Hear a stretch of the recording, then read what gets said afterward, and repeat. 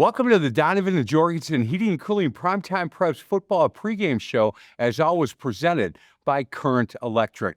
I am Mike McGivern. Thank you so much for joining us.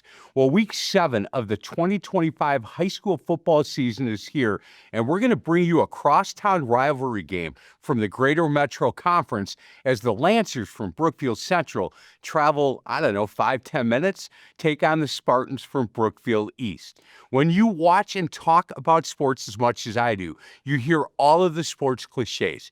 We gave 110% out there tonight. On any given Friday, the game's not over till it's over. Play one game at a time. There's no I in team. I hear all of them, but the one cliche that works for tonight's game is you throw out the records when these two teams meet.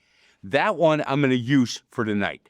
These players have been playing against each other since 3rd grade in whatever sports they compete in.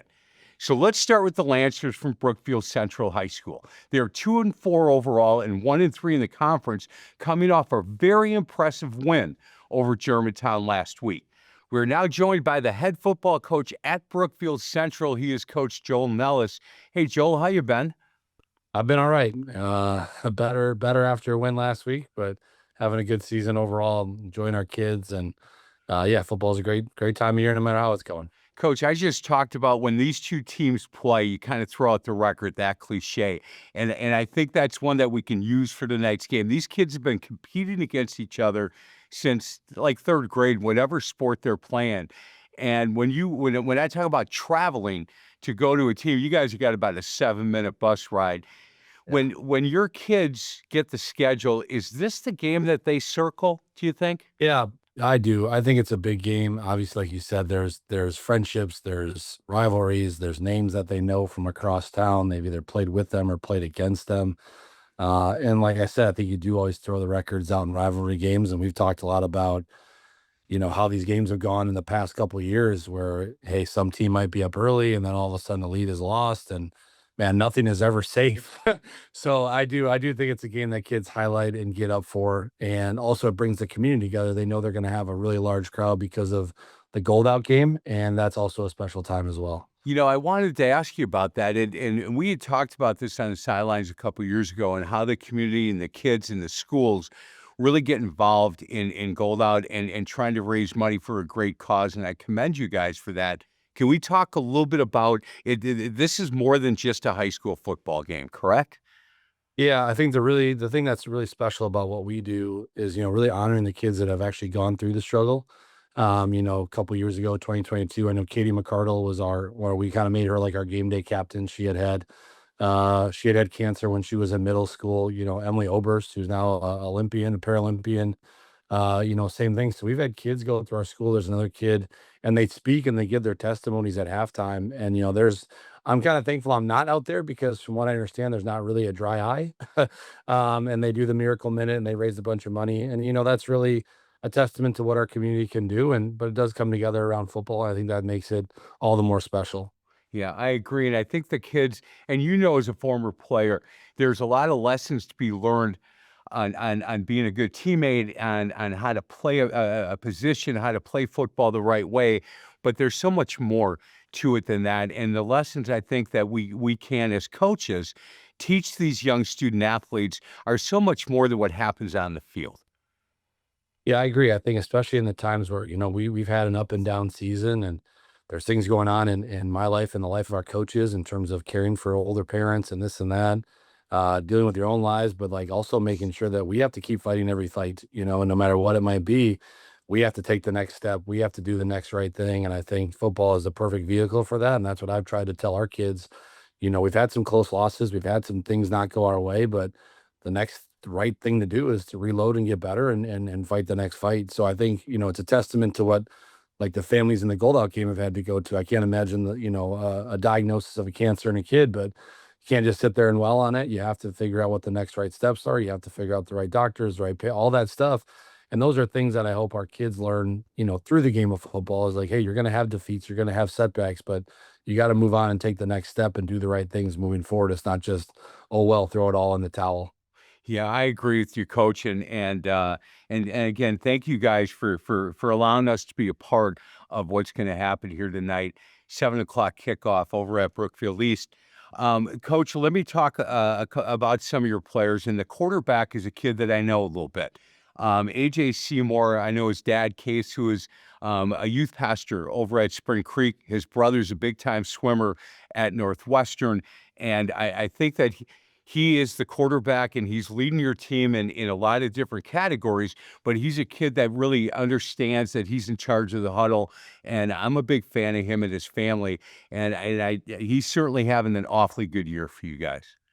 Yeah, what AJ has done is nothing, I'd say unpredictable because of how much time, effort, and energy this kid puts in. I mean, he's on huddle 6 to 7, 8 hours a week.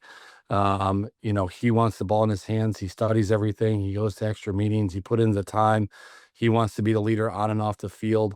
And I've really been impressed with how well he's thrown the football. He's really taken steps to throw the ball on time, to do those things where I think in the past it was like, hey, I have a big arm and I can throw it deep. But now he's finding the tight windows. And obviously, as a runner, he is a punishing runner. He's 6'3", 220 pounds.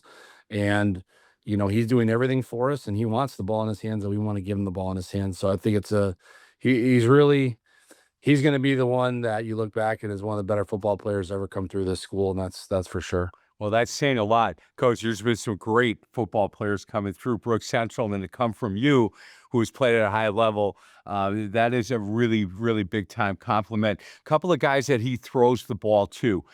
Connor Brennan is a receiver, who's putting up good numbers, and your tight end is a kid that I think we need to talk about as well. Reese is having a pretty good year.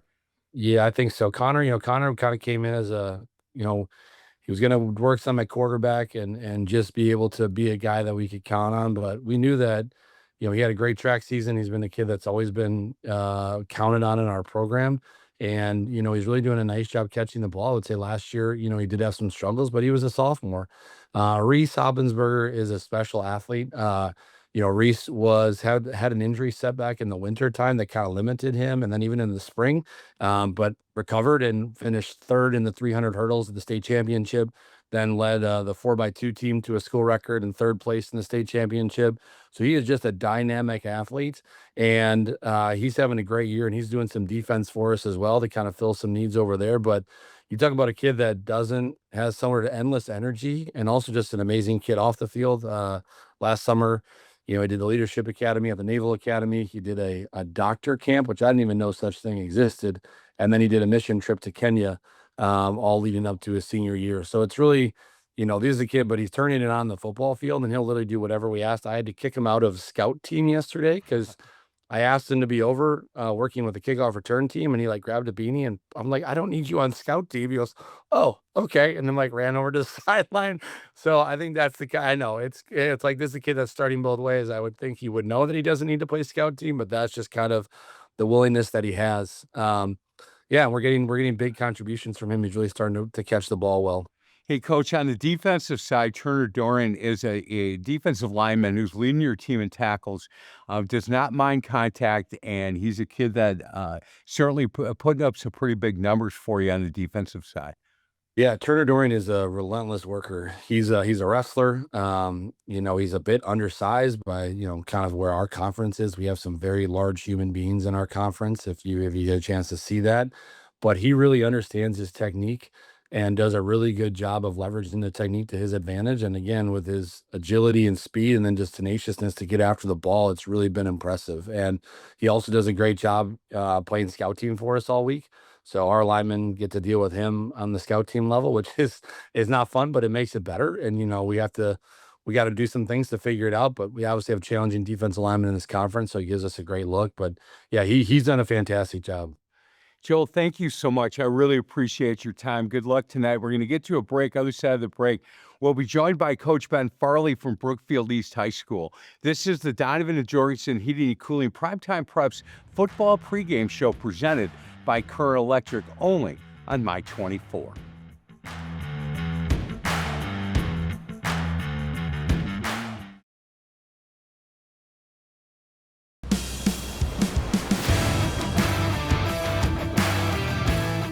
Welcome back to the Donovan and Jorgensen Heating and Cooling Primetime Press Football Pregame Show presented by Current Electric.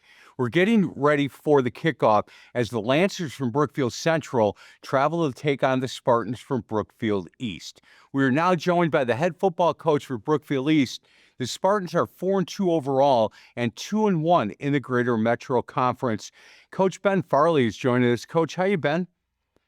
Doing great. Thanks for having me. Yeah, you bet. Thank you for taking the time to do this today. Let's talk about this year's team. Feel pretty good about where you guys are at? Yeah, I mean, we're really excited about this opportunity. Brookfield Central is a great football team, and it's a community-wide event. Whenever you play Brookfield Central, about everyone in town comes and watches the game. So we're just really excited for this opportunity. Hey, Coach, before we get into some of the players and this game, you guys do a great fundraiser, and we had talked with Coach Nellis about it as well.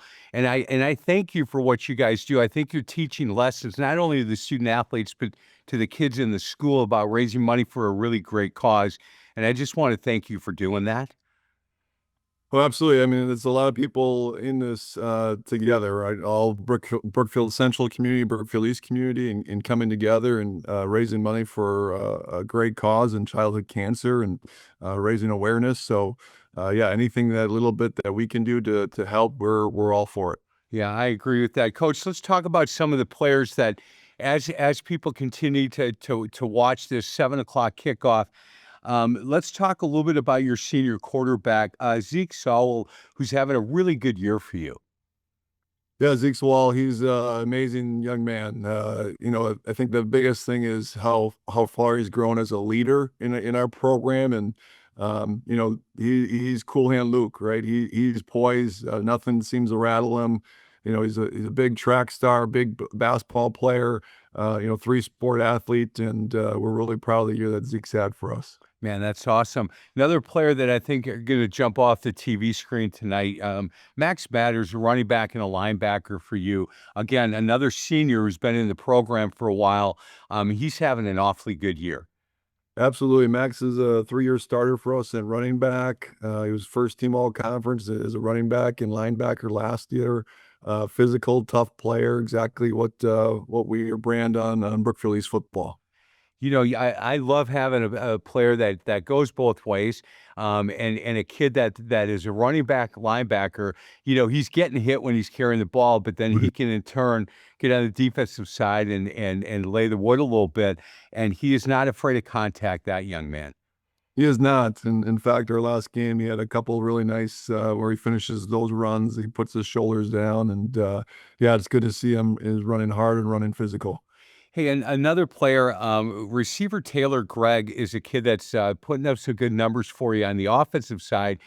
Plays some defensive back as well. Again, a senior that's been in the program for a while, understands what you're looking for from that receiver defensive back position. Yeah, Taylor's just another one that runs really good routes. Has got probably the best hands on the team.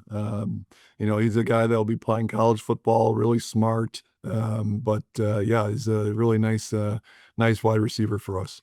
Hey, the last player I want to talk a little bit about is senior tight end linebacker Jack Murray. Again, playing. You've got a number of kids that play both sides of the ball. Maybe not exclusively, but certainly see time on both sides of the ball. And he's a kid who certainly has taken his game to a different level this year as a senior and playing really well for the Spartans. Absolutely. Jack Murray, we've said that he's the heart and soul of our football team, right? So he's captain, senior captain, 3-year starter. Jack's actually going to go on and play football at Northern Illinois next year, and really proud of him. He's having a tremendous senior year, but you're right. Whether it's offensively, as a blocker, catching the ball, getting in the ball, he's a difference maker. Then certainly defensively, really physical, really fast, and just the leader of our football team. Hey, Coach, years ago on my radio show, we were out at a car dealership in Brookfield, and I had some kids for the Brookfield Central football team for the first hour, and then Brookfield East the second hour. And I asked each of these players, when you get your schedule, which game do you circle? And I thought half of them would maybe say Marquette, some would say Brookfield Central, Brook East, and to a T, each player. I think I had 4 from Brook Central and 5 from Brookfield East, and they all had the same answer. Brook Central's kids said, look, it's Brookfield East. If we get one win this year, we want to beat Brookfield East. And the kids from Brook Central said, look, if we get one win, it's Brookfield East. And I finally said to one kid, why is that? And they said, look, we hang out with these guys. Like, I see them at different stores, or I work with them at Pick and Save, or I do this, that. But that whole off season, when I see them here in Brookfield, I can go, yeah, but we beat you guys. Remember that. and Coach, that was a number of years ago. I don't think much have changed when it comes to that. If I asked the kids at Brook Central, what game do you circle? They would say this one. Yeah, that's a pretty cool story that you shared. I mean, obviously it's a special game. I would encourage any football fan that wants to check out good high school football to come out on Friday night to Brookfield East and 7 o'clock, and hopefully cheer on the Spartans. But no, just the energy, the what high school football is all about is right in this rivalry game. And obviously we've got the utmost respect for Brookfield Central, their players, their coaching staff. They're always really good and really well coached.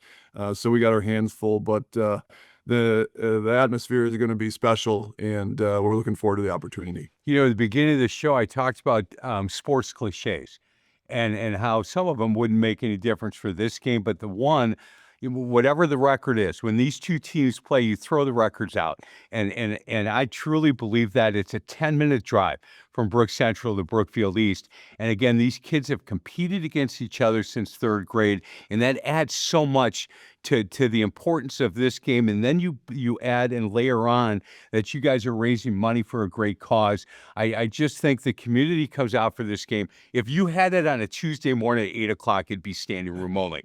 It just would be. And we're so excited to be able to have the game on I-24 and really appreciate your willingness to have us over and telecast this game, Coach.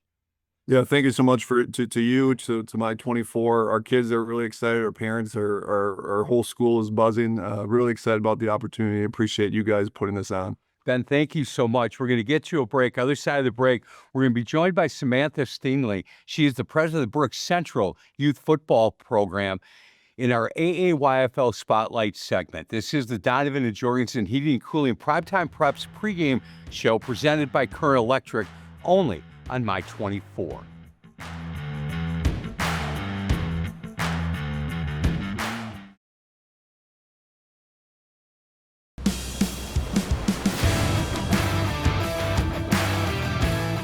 Welcome back to the Donovan and Jorgensen Heating and Cooling Primetime Preps football pregame show presented by Current Electric. Getting close to kickoff for the Brookfield Central at Brookfield East matchup. And before we send you over to Terry Kelly and John Weiser, let's talk to Samantha Steinle. She's the president of the Junior Lancers Youth Football Program over at Brookfield Central in our AAYFL Spotlight segment. Samantha, how you doing today? I'm doing well, thanks. Yeah, thank you so much for taking a few minutes. Before we get into the youth football program and how long you've been involved, talk to me about your son, Nolan. Talking to Joel Nellis, he said, look, this kid he was ready for a big year with us, and he was really important to some of the things we're doing, and he got injured.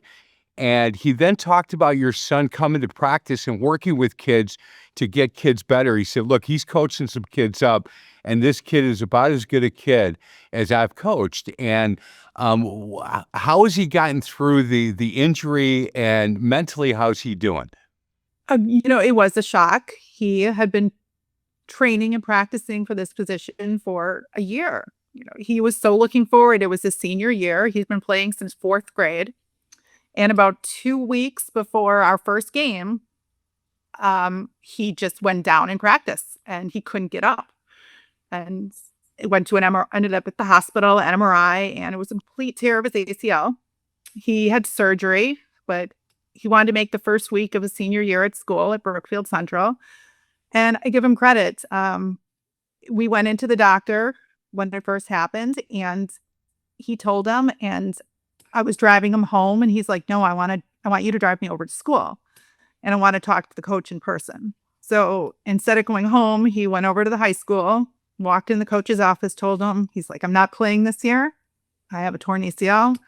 And instead of coming home, went and hung out with the team, and he's like, "Can I help the other kids?" Wow. So Well, that's, you know what? It doesn't surprise me. He's an Eagle Scout, by the way. Does not surprise me. Good job, young Nolan. Hey, talk to me a little bit about the junior program over at Brookfield Central. Some of the things that you guys look to do, and how the numbers are, and how long you've been involved with the youth football program there.